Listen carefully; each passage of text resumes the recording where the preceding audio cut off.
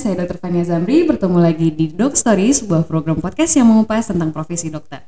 Colombians, zaman sekarang ini lagi berkembang teknologi yang semakin canggih, metode pengobatan pun juga semakin cepat nih berkembangnya. Nah, salah satu yang menjadi buah bibir belakangan ini adalah teknik operasi minimal invasif pada bidang THT-KL, salah satunya dengan menggunakan bedah robotik atau robotic surgery. Pembedahan minimal invasif memungkinkan akses ke bagian kepala dan leher tanpa sayatan di kulit. Menarik nih, di depan saya kali ini sudah ada dokter spesialis THT, bedah kepala dan leher yang berpraktek di Rumah Sakit Columbia Asia Pulau Mas. Selamat datang Dr. Noval di Doc Story Columbia Asia. Halo Dr. Fania. Oke, senang sekali nih dok, ketemu, udah meluangkan waktu bareng-bareng buat ngobrol sama saya kali ini. Nah dok, emang bener ya pemanfaatan teknologi di bidang kedokteran itu di Indonesia nih masih ketinggalan?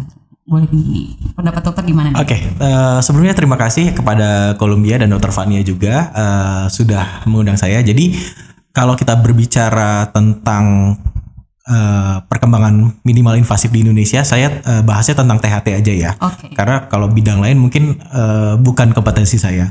Nah, untuk minimal invasif di THT sendiri, khususnya di Indonesia memang bisa dikatakan agak sedikit tertinggal dibandingkan negara lain. Contohnya kayak seperti negara tetangga kita, baik Malaysia ataupun Singapura. Singapura sudah sangat advance mengenai minimal invasif sendiri. Mungkin salah satu penyebabnya karena memang keterbatasan alat ya, sehingga dokter THT di Indonesia tidak memiliki kesempatan untuk mempelajari. Karena buat apa mereka mempelajari sementara alatnya sendiri tidak ada, seperti itu ya. Jadi memang kalau kita bicara perkembangan minimal invasif kayak robotik di seminar luar negeri itu udah advance sekali. Advance ya dok dibanding Indonesia. Jauh advance. Jadi emang karena kendalanya alat-alat di rumah sakit Indonesia masih belum banyak ya dok yang mensupport untuk si tindakan robotik tadi yang minimal invasif tadi ya dok. Betul. Nah tadi kan ngebahas tentang teknologi, tapi secara pendidikan di Indonesia untuk THT itu gimana dok? Bicara pendidikan THT umum, secara umum ya, bukan minimal invasif ya, atau bagaimana dok? Untuk yang umum THT dulu nih, THT secara umum di Indonesia kayak gini. Oke, untuk pendidikan THT sendiri sih sebenarnya sudah cukup oke, karena basicnya kan memang pasien-pasien kita banyak ya, mulai dari yang kasus simple case sampai yang complicated, tumor yang segede gaban juga banyak di Indonesia. Jadi sebetulnya untuk pembelajaran itu sangat baik. Variasi kasusnya juga betul. Banyak dok ya. Apalagi kita negara tropis kan dok, jadi banyak kasus yang di kita banyak, di tempat lain tidak banyak. Jadi kalau misalnya untuk yang THT secara umum sudah cukup oke ya dokter. Oke, menarik nih dok. Jadi secara variasi kasus kan dokter bilang memang luas ya dok, maksudnya dengan dari negara kita sendiri, terus juga mungkin karena rumah sakit pendidikan juga kan sentral, rujukan juga kan ya dok, jadi memang variasi kasusnya juga banyak. Nah dari sekian banyak kasus, apakah memang dari banyaknya kasus tersebut yang bikin dokter pengen jadi dokter THT, atau ada story apa nih dok, kenapa dokter milih spesialisnya THT? Oke, ini sebenarnya cerita yang menarik ya.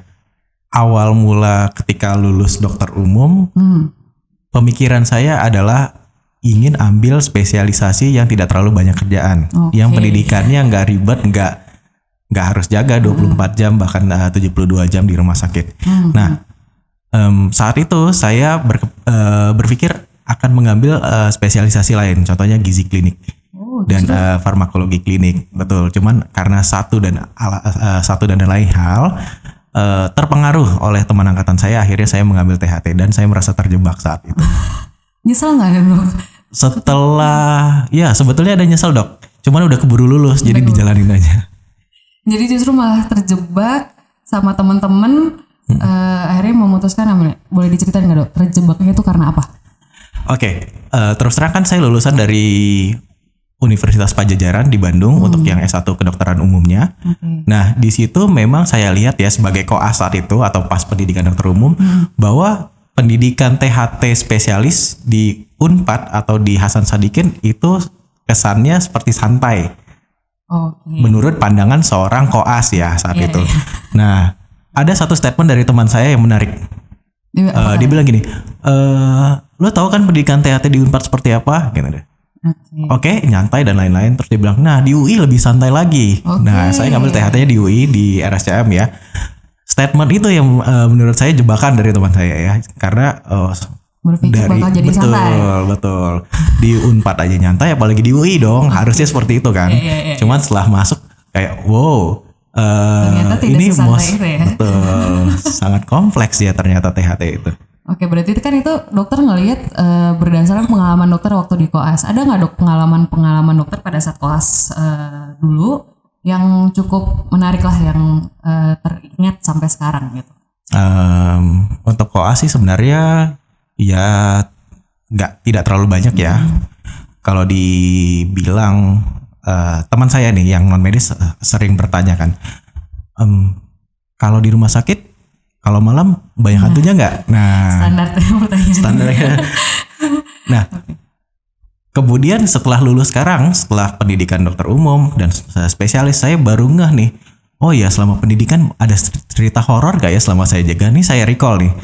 Nah, sampailah pada satu conclusion bahwa ketika pendidikan, saat kita jaga udah terlalu capek, kita nggak fokus ke yang lain. Benar sih dok. Mikirnya adalah, aduh kapan nih gue tidur nih. Bener. Jadi mungkin pas itu ada penampakan tapi nggak terlalu mungkin ya. Kasihan juga ya dicuekin nih. Dicuekin. Oke dok. Nah itu kan saat koas ya dok ya. Setelah koas selesai dokter umum, kemudian kan kita lanjut ke PPDS nih dok, dokter. Itu kan ininya dari koas. Dari PPDS sendiri dokter ada pengalaman nggak yang menarik, cerita yang masih teringat sampai sekarang juga? Oke, untuk pendidikan spesialis sendiri THT di RSCM banyak kesan ya dok, banyak pengalaman juga yang berarti. Mungkin salah satu turning point saya juga life changing. Banyak kejadian ya, mulai dari fase pendidikannya sampai dengan proses apa yang jadi yang saya alami sendiri itu udah banyak banget sih sebenarnya yang bikin suatu yang mungkin jadi life changing ya. Boleh diceritain nggak dok nih ke kita biar bisa pada tahu nih cerita menarik dari dokter Noval. Jadi basicnya gini, pendidikan kedokteran itu seperti kalau kata orang tua saya yang sebenarnya seorang dokter spesialis juga, bahwa pendidikan di kedokteran di Indonesia itu sistemnya sistem Sparta. Oke. Gimana tuh dok? Boleh berjenjang, keras, ada yang namanya senioritas. Mungkin dulu ya, kalau kita dengar cerita dari yang dokter-dokter senior, itu mungkin masih ada kategori senioritas yang melibatkan fisik. Cuman sekarang sudah tidak ada di Indonesia. Nah, mungkin untuk beberapa instansi, saya nggak tahu ya, mungkin oknum masih terjadi, tapi entah bagaimana. Cuman saya mengalami sendiri yang namanya bullying di pendidikan, seperti itu. Menarik nih dok, boleh kalau hanya bullying senioritas biasa, masalah kerjaan itu it's okay. Cuman ini masalahnya ada kontak fisik. Nah sampai itu cukup ini ya, bahaya lah ya sebenarnya dok untuk yang kayak gitu. Sebetulnya tidak harus terjadi, harusnya tidak ada, dan benar-benar suatu yang diharamkan dalam sistem pendidikan kedokteran. Betul. Cuman terus terang ya kejadiannya udah lama, mungkin sekarang udah banyak berubah ya dok, saya nggak tahu juga. Oke, gitu. Boleh kita dengar lebih lanjut nggak dok tentang yang tadi cerita dokter tadi? Oke. Sebetulnya kasusnya memang tertrigger yang namanya kesenjangan antara junior dan senior ya.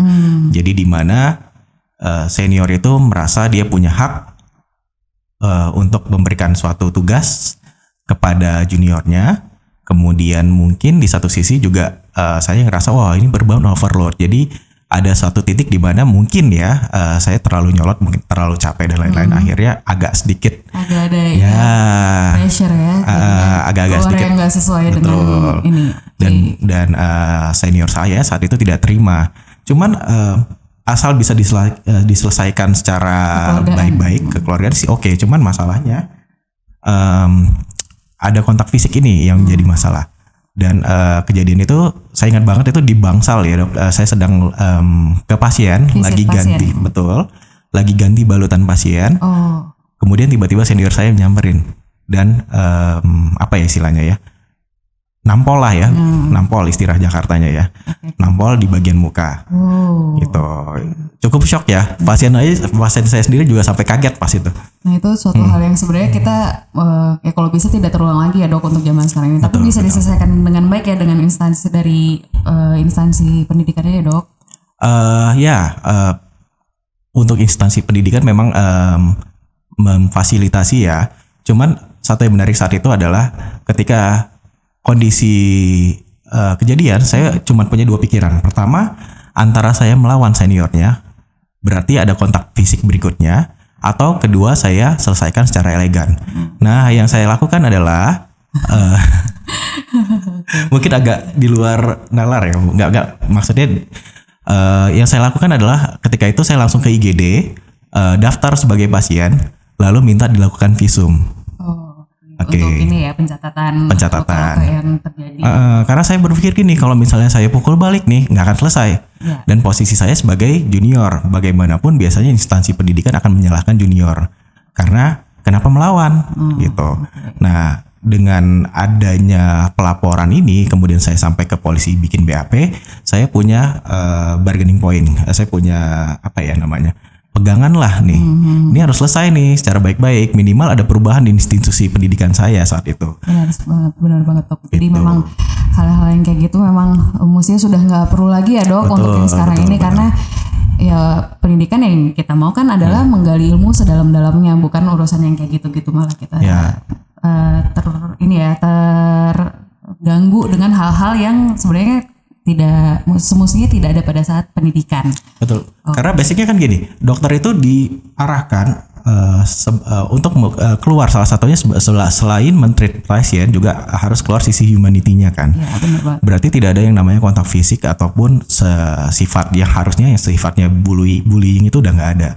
Nah, untungnya saat itu institusi pendidikan saya sebagai penengah yang baik. Cuman ada satu event yang lumayan cukup berkesan. Maksudnya salah satu senior saya dari angkatan ya. Dia ngajak ngobrol berdua. Ngobrolnya sih baik-baik ya. Dia bilang, ya cuman dipukul gitu. Kita juga biasa dipukul perut. Udah biasa di pendidikan angkatan darat. Dia bilang gitu. Nah di saat itu saya ngomong gini. Kita kan pendidikan kedokteran. Kita mau jadi dokter.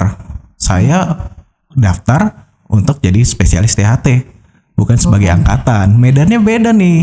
Jadi nggak bisa konteksnya disamakan. Maksud saya gini, kalau misalnya kita pendidikan angkatan ya wajar karena kepentingannya apa? Kalau misalnya sewaktu-waktu terjadi perang ya memang harus sudah siap mental dan fisik.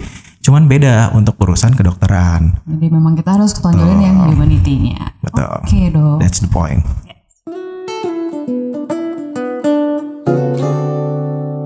Tadi menarik banget ya dok cerita tentang saat masa sekolah. Nah kita mau coba tanya-tanya lagi nih dok tentang kasus-kasus yang pernah dokter hadapin atau misalnya yang belakangan ini menarik nih atau lagi banyak kasusnya gitu yang ada di bidang THT bedah kepala leher. Oke, jadi mungkin saya jelaskan lebih lanjut dulu ya dok ya. Boleh. Sebagai pengingat juga karena kebanyakan kalau misalnya masyarakat kita ngomongin dokter THT cuma telinga hidung tenggorok, tapi sekarang kita udah beda. Benar dok. THT itu ada BKL sekarang, bedah kepala leher. Dulu THT strip KL.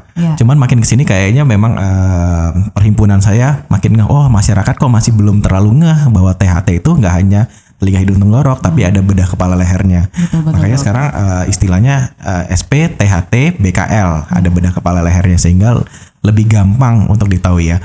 Jadi kasus THT sendiri terus terang sangat variatif ya dok, mulai dari kasus-kasus tumor, kemudian kasus kecelakaan untuk rekonstruksi wajah itu sangat kompleks. Dan satu hal yang menarik untuk bagi saya ya, beberapa kasus itu membutuhkan akses yang sulit. Contohnya misalnya kita operasi sinus, lubangnya tuh cuman kecil di sini. Kalau dulu memang ada sayatan di luar ya, itu zaman tahun 80-an 90-an. Tapi sekarang kita semua udah pakai endoskopi. Begitupun dengan kasus-kasus tumor, contohnya tumor di bidang leher atau di tenggorokan. Nah, untuk itu pengembangan minimal invasif sebetulnya cukup lumayan berkembang untuk THT sendiri, karena memang basicnya kita membutuhkan kita punya akses tuh sangat kecil untuk rongga-rongga ya istilahnya ya. Beda halnya contohnya kalau misalnya kasus kayak di pita suara, mungkin hanya untuk yang kasus kecil kita bisa lakukan dengan menggunakan endoskopi. Cuman untuk advance dari minimal invasif sudah mulai masuk ke ranah misalnya tumor di daerah leher ya dok. Di daerah leher misalnya apa ya istilahnya? Istilah gondongan ya. Gondongan soalnya beda daerah beda-beda nih. Ada yang bilang gondongan di sini atau tiroid, ada yang bilang gondongan di sini. Kelenjar gondok gitu ya biasanya yang orang ini. Kalau gondongan kayak infeksi mams kali ya dok yang kayak di sini. Iya, saya kurang ngerti soalnya kadang tiap daerah tuh beda. Makanya tiap kali pasien ngomong, "Dok, saya gondongan ya." Ada yang bilang di sini gondongannya, ada yang di sini nih. Padahal itu dua hal yang berbeda. Dua hal yang berbeda. Satu kelenjar liur, parotis, satu lagi kelenjar tiroid. Iya. Gitu. Jadi nah itu tadi kan dokter udah sebutin nih minimal invasif. Orang mungkin masih awam kali ya dok kalau ngelihat minimal invasif, terus ada lagi bilangnya tidak ada sayatan di kulit. Nah itu mungkin gak ada gambaran apa sih yang dikerjain sehingga bisa dibilang ini minimal invasif atau tidak ada sayatan di kulit. Dari mana nih mau kalau misalnya ada tumor atau misalnya massa atau sesuatu yang ini tapi tidak ada sayatan. Nah mungkin itu bisa dijelasin dok biar pada tahu nih. Oke, kita ambil contoh langsung kasus ya dok. Misalnya ada tumor, ada benjolan di daerah leher di bagian depan sini. Pada teknik konvensional biasa kita lakukan sayatan di sini. Ya, dok, ya, sayatan di atas di sini di kulit, benjolan. Betul, di atas benjolannya. Kemudian dibuka layer by layer, diangkat benjolannya, kemudian ditutup lagi sehingga akan terlihat adanya sayatan di sini. Nah, mungkin untuk beberapa orang tidak terlalu masalah, cuman bagi yang sangat concern sama estetik, betul itu kelihatan banget ya ada bekas. Ada bekas luka di sini kan. Betul. Nah, concern ini sebenarnya yang dikembangkan oleh dokter-dokter dulu untuk mengembangkan yang namanya teknologi minimal invasif. Kita menggunakan endoskopi awalnya. Jadi cara pikirnya adalah bagaimana akses di sini bisa dilakukan tanpa ada sayatan di atasnya. Nah, aksesnya macam-macam dokter, bisa dari ketiak, kemudian dari rongga dada yang diteruskan endoskopinya sampai ke daerah leher. Nah, untuk yang paling terbaru sayatannya itu dari bawah bibir. Jadi mulai dari bawah bibir sampai ke bawah. Dari situlah nanti ketemu aksesnya. Mencari si benjolan itu tadi. Betul. Sehingga kalau akses dari bibir sendiri bisa dikatakan benar-benar tidak ada sayatan. Kalau kita bicara di akses dari tempat lain kan di sini masih ada sayatan walaupun ketutupan baju ya. Cuman kalau dari bibir memang tidak ada sayatan yang terlihat. Gitu. Tetap ada sayatan tapi tersembunyi kali ya dok ya. Jadi memang tetap harus ada pintu masuk untuk alatnya tapi dicari yang posisinya tidak tampak. Jadi secara estetik itu tidak mengganggu ya dok. Betul. Nah, ada apa lagi nih dok kasus yang pernah dokter kerjakan dan menarik nih yang bisa di-share ke kita semua? Sebetulnya selain dari endoskopi neck surgery ya atau endoskopi thyroidectomy surgery, minimal invasif juga meliputi robotik ya dok. Kalau robotik itu kayak sekarang itu kayak most advance-nya. Dan untuk THT punya advantage yang tidak bisa didapatkan dengan menggunakan metode lain, contohnya dengan endoskopi sekalipun dokter. Contoh kita berbicara tumor yang di lidah bagian paling belakang. Nah, itu aksesnya terus terang sangat sulit. Kalau misalnya tumornya masih terlokalisir tapi besar, mayoritas dengan teknik konvensional dia masih meninggalkan sisa tumor. Karena posisinya kali ya. Betul, posisinya sulit. Dan menggunakan endoskopi sekalipun kita nggak punya akses untuk membersihkan margin sekitarnya. Nah, saya kemarin sempat pendidikan di Malaysia. Nah, terkadang kalau misalnya untuk mencapai daerah yang bersih, misal sifatnya tumor terbatas ya, tapi dia lumayan besar, sampai harus buka rahang. Itu kalau yang konvensional. Betul, buka rahang, kemudian aksesnya lebih luas, diangkat tumornya bersih, baru nanti dilanjutkan dengan kemo atau radiasi. Ambil gitu ya dok. Betul.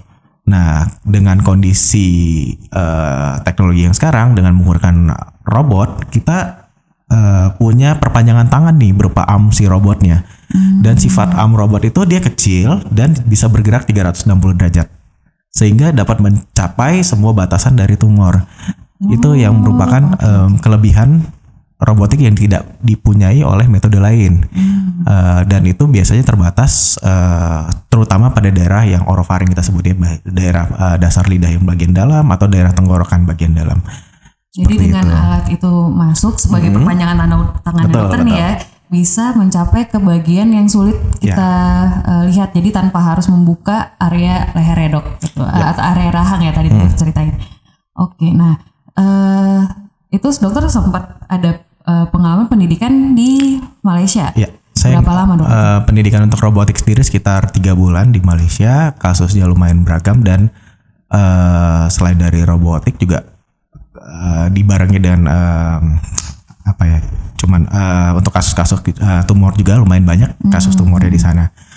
Dan setelah saya mempelajari robotik sebetulnya ya untuk kalau ditanya nih mana lebih enak operasi konvensional atau robotik, terus terang menggunakan robotik lebih enak karena lebih precise, kita benar-benar pandangannya luas sesuai ya, dan presisi, benar-benar presisi sih. Jadi kalau misalnya contoh nih, ada kutil di tangan, mau pakai sayatan biasa atau pakai robotik, misal ya, saya pasti pilih robotik kalau misalnya bisa. Karena lebih presisi itu. Betul. Tadi dok. Oke. Nah, itu kan dokter pengalaman kasus di Malaysia banyak. Nah, untuk di Indonesia sendiri terkait robotik ini gimana dok? Atau misalnya kayak pandangan dokter deh terhadap robotik di Indonesia, kira-kira gimana nih dok? Oke, untuk robotik sendiri memang agak sulit dok. Pertama, masyarakat kita masih awam ya tentang robotik, dan penggunaannya itu masih sangat terbatas dalam artian misalnya kan kalau kita bicara minimal invasif itu tidak bisa tumor yang terlalu besar ya. Sementara kita banyak yang late stage dari tumor yang udah segede-gede gaban gitu dok. Nah, kalau itu kan memang harus dibuka. Nah, itu yang pertama jadi kendala. Yang kedua, alatnya juga masih terbatas untuk robotik. Memang masih belum banyak di Indonesia ya dok. Sebagai orang yang mempelajari endoskopi dan robotik, saya melihat bahwa kalau di Indonesia ini bakal lebih gampang terserap kalau kita menggunakan endoskopi neck surgery dibandingkan dengan robotik. Selain karena alatnya terbatas, robotik juga cost-nya juga lumayan mahal. Jadi lebih dapat diaplikasikan untuk yang endoskopi head and neck surgery sih. Jadi walaupun yang robotik kita masih belum bisa, tapi untuk yang minimal invasif kita masih bisa pendekatan melalui endoskopi. Endoskopi ya, untuk beberapa kasus hampir sama approach-nya. Cuman ya seperti yang saya bilang kayak misalnya base of tongue emang agak memang lebih sulit ya dokter. Ya tadi dokter sempat bilang pasien itu datang seringnya udah late stage. Nah itu kira-kira menurut dokter kenapa sih dok? Apakah media edukasi ke pasien kita kurang di Indonesia ini atau gimana pendapat dokter terhadap itu kan berarti kan kesehatan dari ini ya, kesehatan secara umum, bisa diceritakan nggak kira-kira kenapa sih pasien tuh apa awareness yang kurang atau gimana gitu dok? Ya kalau sebenarnya itu multifaktorial ya dok, kita tidak bisa 100% menyalahkan bahwa awarenessnya kurang. Kadang ada juga yang pasien udah aware dengan penyakitnya, cuman aksesnya ke rumah sakit juga sulit. Contoh misalnya pasien-pasien kita yang di pelosok-pelosok, itu akses kesehatannya sulit. Kemudian kalau misalnya mau ditangani secara baik, yang dalam arti fasilitasnya lengkap, harus ke kota lagi. Nah itu yang beberapa faktor itu yang dapat menyebabkan delay. Nah selain dari awarenessnya juga ya dokter. Memang juga mungkin karena belum meratanya juga kali ya dok fasilitas kesehatan di Indonesia. Kayak misalnya contoh yang di daerah justru malah kayak lebih lama karena dia dirujuk dulu segala macam. Nah itu juga bisa jadi pengaruh ya dok. Nah dok, ini kan kehidupan dokter spesialis ini kan cukup hektik ya dok, dari poli, terus ada tindakan operasi, nah distraction dokter untuk mengalihkan kesibukan atau misalnya ini dokter gimana dok? Stress relief ya? Iya. Oke, sebenarnya hobi saya belajar sih dok. Bohong banget. Coba yang jujur gitu dok. Kalau distractionnya sebenarnya untuk hal-hal simple ya, misalnya lagi menunggu antar tindakan atau misalnya jadwal berikutnya, ya kadang suka main game. Cuman kalau misalnya memang ditanya apakah yang paling stress relief sih sebenarnya lebih ke traveling ya dok sebetulnya. Oke, traveling. Sering jalan-jalan dong nih? Susah juga dibilang jalan-jalan, sering dibilang jalan-jalan juga ya dok, karena mungkin masalah waktu ya dok. Dan sejauh ini kalau saya recall lagi, kayaknya saya jalan-jalan itu berhubungan dengan pendidikan juga. Misalnya ikut seminar atau workshop. Nah cuman kan ketika kayak di Malaysia kemarin kan 3 bulan itu nggak 100% di rumah sakit terus. Ada di situ ya. Kehidupan sosialnya juga, ketemu teman baru. Kemudian saya pergi solo traveling ke Perhentian Island di daerah Trigona. Itu bagus. Itu sendirian? Sendiri. Itu benar-benar kayak me time ya dok berarti? Nah bagus sih pantainya, tapi panas banget. Nah berarti itu pantai ya. Selain maksudnya kalau yang di dalam negeri, dokter paling senang maksudnya ada satu tempat spesifik nggak yang tempat tujuan traveling dokter yang berkesan nih, yang memorable mungkin? Sejauh ini di dalam negeri yang paling favorit? Yang paling favorit masih belum ada dok, karena saya masih belum banyak traveling di dalam negeri setelah lulus spesialis. Berarti gitu, next sudah ya. Dijadwalin kali ya dok ya. Nah saya pengen ke ini sih sebetulnya, ke Karimun Jawa. Katanya sih bagus, dan kebetulan ada teman saya di situ. Raja Ampat nggak dok? Raja Ampat kayak kemahalan. Oke. Nah berarti suka posting-posting dok kalau misalnya banyak konten jalan-jalan kayak gitu di sosial media? Lebih suka ya posting pemandangannya sih sebenarnya. Sebetulnya saya agak pemalu orangnya. Kelihatan kan ya dok ya. Nah ngomong-ngomong sosial media nih dok, kemarin itu saya pernah kebetulan follow juga ya dok. Jadi pernah lihat juga dokter posting terkait RJP. Nah kayaknya ada cerita menarik nih dok di balik RJP itu. Dokter bisa sharing nggak? Ini salah satu titik terendah saya ketika itu ya dok. Jadi betul sekali dokter Fania, saya pernah mengalami henti jantung ya, serangan jantung orang sebutnya. Kemudian sempat diresusitasi juga, sempat menggunakan alat kejut jantung. Saya ngerasakan 2 kali pas itu. Jadi ketika pendidikan akhir spesialis THT, mungkin karena faktor stres juga ya, jadi ada semacam bom waktu ke diri saya sendiri, sehingga ketika itu serangan, dan alhamdulillahnya terjadi di rumah sakit. Jadi pertolongannya cepat. Jadi benar-benar sigap, dan ya sekarang saya di sini sampai sekarang. Alhamdulillah. Cuman dan itu dilakukan RJP atau resusitasi jantung paru dan kejut jantung, itu kondisinya saya sadar dok. Jadi benar-benar menyaksikan proses yang mungkin kita lihat kita yang lakuin bahkan ya dok ya, tapi itu dokter ngelihat saya nih yang dilakuin RJP-nya. Betul, dan itu sakit. Dan itu sakit banget. Karena kan tulang dada dikompresi kan itu ya dok. Itu sakit, di devip lebih sakit lagi dok. Dalam keadaan sadar soalnya. Itu pengalamannya benar-benar berkesan ya dok ya. Dan ada yang lebih sakit, belum selesai ceritanya. Baik, lanjutkan. Jadi kan 2 kali nih, di RJP 2 kali, devip 2 kali, seingat saya ya. Agak setengah sadar soalnya. Ketika di devip pertama saya ngerasakan sakit yang teramat sangat. Oke. Nah, selama beberapa menit, beberapa detik kemudian itu ada kejadian yang menyebabkan saya harus dilakukan RJP dan devip ulang. Nah, ketika jantung saya nggak beres yang kedua kali, itu rasanya jauh lebih sakit. Sehingga yang di pikiran saya saat itu adalah, ayo cepat kalian devip, ayo cepat kalian kejut jantung lagi. Even dalam kondisi kayak gitu, dokter masih bisa mikir ini harus diapain ya dok. Jadi kebayangkan mungkin kalau di dalam Islam kan ada katanya sakaratul maut, sakit ya. Nah mungkin kayak gitu, atau mungkin lebih nyeri, kita belum tahu ya. Luar biasa, cerita yang di luar ekspektasi sebenarnya dok ya. Ternyata ada suatu kejadian di masa sebelumnya yang ternyata impact sama dokter. Ya makanya dengan pengalaman saya pribadi, sebetulnya saya mencoba nih untuk mengedukasi lebih banyak orang. Salah satunya saya pernah bikin seminar tentang basic resusitasi, basic pertolongan pertama pada kegawat daruratan. Misalnya kayak yang tercekik, tersedak bakso, itu jangan sepele loh, ada yang meninggal gara-gara tersedak bakso. Kesannya kan konyol ya. Cuman tapi emang banyak kejadian loh. Iya sih dok, makanya kayak edukasi yang buat masyarakat awam, minimal mereka akan tahu gimana pertolongan pertama ya dok, biar tidak terlambat. Tuh, karena ya kalau masalah itu kan saya udah ya cukup dapat pengalaman. Nah ini kan dari kita ngobrol, kemudian saya juga lihat konten-konten misalnya kayak gitu dok. Nah dokter kan terlihat seperti suka memberikan edukasi. Jangan-jangan sempat ada cita-cita jadi ini nggak dok? Atau ada nggak cita-cita dokter yang belum sampean? Atau jangan-jangan jadi dosen kah? Jadi sebetulnya saya suka mengajar ya dok. Oh, kelihatan sih dok. Nggak suka ngajarin sih, bukan suka sebagai jadi dosen, nggak suka ngajarin. Kalau misalnya saya punya ilmu lebih dikit aja, saya cenderung untuk share ke orang.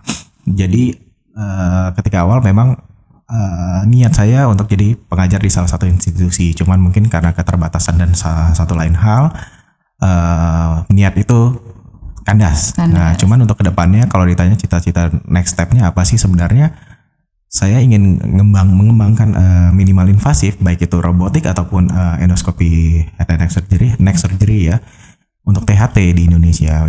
Jadi mungkin kalau nanti ada kesempatan dan bisa mengajarkan banyak orang, itu mungkin suatu achievement untuk saya. Luar biasa sekali Dokter Noval, itu cita-citanya mulia ya dok ya.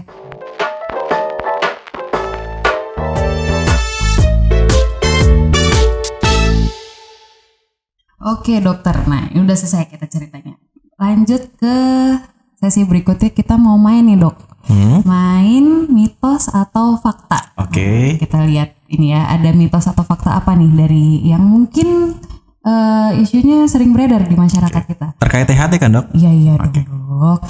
Oke, operasi amandel katanya bisa bikin bodoh. Bener gak dok? Mitos atau fakta?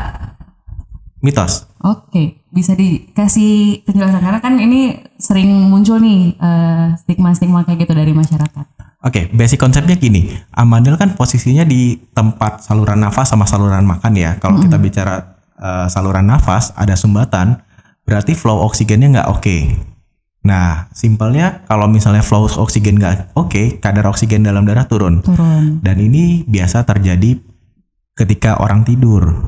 Kadar oksigen bisa turun sampai 80%, 70%. Kalau saya sih sering ibaratinnya, kalau orang yang amandelnya gede sampai jembatin jalan nafas atau bikin mendengkur yang parah ya. Nah, itu ibarat kayak orang tidur cuman 2-3 jam tiap malam. Jadi nggak berkualitas ya tidurnya ya dok? Tidurnya tidak berkualitas. Ibaratnya kalau kita gadang aja tidur 2-3 jam semalam, bangun paginya gimana yang dirasain? Nggak fresh, nggak fokus. Nah itu yang terjadi. Jadi sebenarnya ini justru kebalikan ya. Justru kalau amandel dipelihara malah bikin produktivitas juga berkurang. Oke. Nah nih yang kedua ya dok ya. Katanya hidung tersumbat itu bisa diatasin pakai uap panas. Mitos atau fakta? Bisa mitos, bisa fakta di sini. Nah ini menarik nih. Ada bisa dua-duanya. Gimana tergantung situasinya. Kalau misalnya lagi mampet pakai uap panas ya bisa sih sebenarnya membantu menolong untuk melegakan hidung. Cuman konsepnya gini, hidung itu canggih. Semua ciptaan Tuhan tuh canggih. Kalau hidung kecanggihannya gimana? Kalau misalnya dia kondisi lingkungan dingin, dia bakal beradaptasi dengan mengembangkan struktur di dalam. Gunanya apa? Agar udara yang masuk ke hidung tetap hangat sehingga sesuai dengan requestnya si paru. Nah kalau yang berlebihan itu bikin mampet. Kembali ke konsep tadi, kalau misalnya di hidung mampet di uap panas bisa melegakan atau enggak ya temporary bisa. Temporary bisa. Jadi karena adanya uap panas dia berusaha buat mengelonggarkan biar menjadi lebih dingin kali ya dok, biar parunya juga menerimanya jadi lebih dingin, efeknya ininya jadi oke. Cuman kalau saran saya sebagai THT, kalau misalnya mampet ya coba cuci hidung dulu. Oke. Kita cuci hidung ya dok kalau misalnya biar pasase di hidungnya lebih lancar. Oke, yang ketiga nih dok, gendang telinga rawan pecah. Benar mitos atau fakta? Fakta.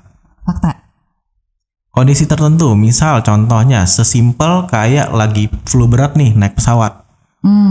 Kemudian ada turbulence naik turunnya ekstrim, itu banyak kejadian pecah gendang telinganya. Oke. Nah, makanya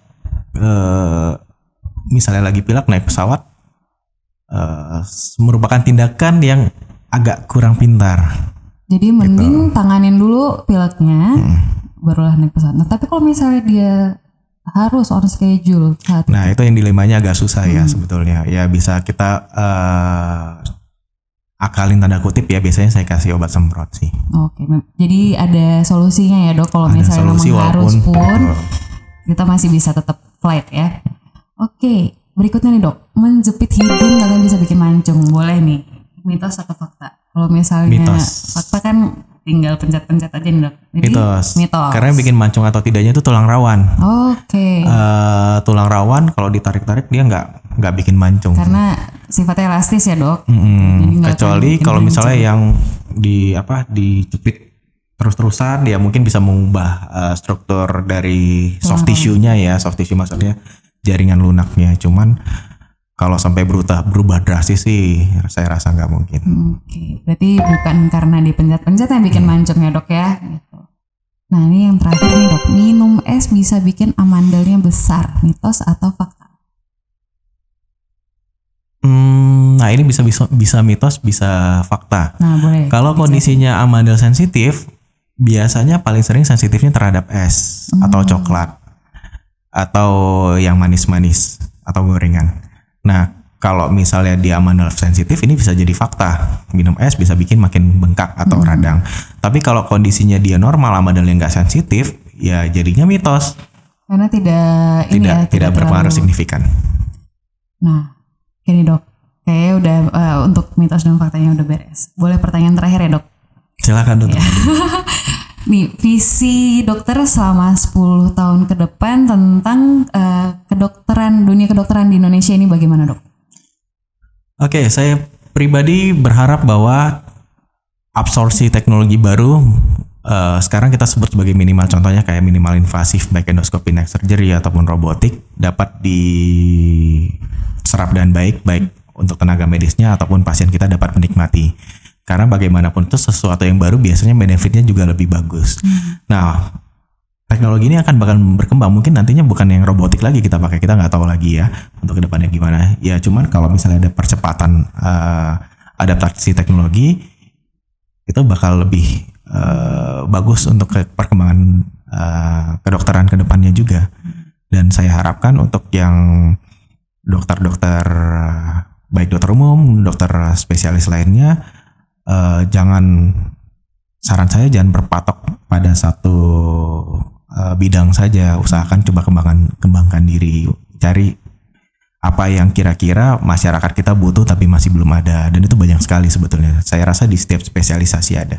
Jadi emang biar tidak stuck di situ aja, biar tetap berkembang, si personnya sendiri, dokternya pun juga harus berkembang. Betul. Ya dok. Oke dokter Noval, makasih banget ya dok atas waktunya. Terima kasih kembali dokter Fania dan Colombians. Oke Colombians, sekian ngobrol inspiratif kita dengan dokter Noval. Semoga obrolan singkat ini bukan hanya memberikan inspirasi tapi juga wawasan tentang kesehatan, dan gak kalah pentingnya kita bisa mengenal dokter Noval lebih dekat lagi. Saya Dr. Fania Zamri undur diri, sampai bertemu di episode Doc Story selanjutnya. Jangan lupa like, komen, subscribe, dan share channel Rumah Sakit Columbia Asia. Salam sehat!